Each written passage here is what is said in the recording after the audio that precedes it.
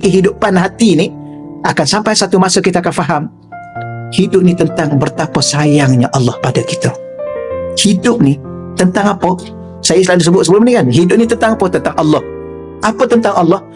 Hidup ini tentang betapa cinta dan kasihnya Allah kepada kita. Sebab tu apa pun kita buat, Allah tetap bagi kita segala-galanya. Apa kita buat? Dosa. Banyak dosa yang kita buat. Lalai. Dalam solat pun kita lalai. Kita ni berkira dengan Tuhan. Duduk kat masjid, tengok jajak tengok jam, jajak tengok jam. Baru 5 minit masuk dalam masjid. Tapi berapa ramai orang cukup berkira.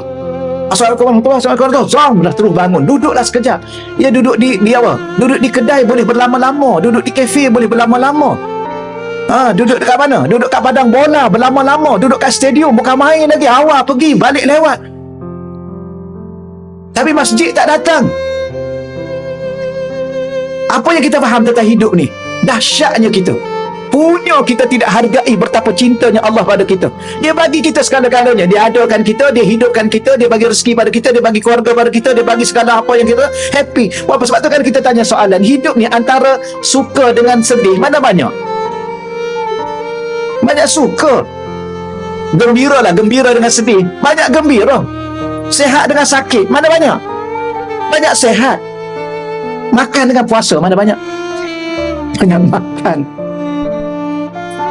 Apa lagi yang kita tak faham? Cuba beritahu. Siapa yang bagi sehat? Siapa yang bagi sakit? Siapa yang bagi apa? Makan siapa? Jawapannya satu je, Allah. Itu apa tu? Itulah cinta Allah kepada kita. Itulah sayang Allah kepada kita. Allah minta kita solat, dengan Allah suruh kita tidur, mana panjang?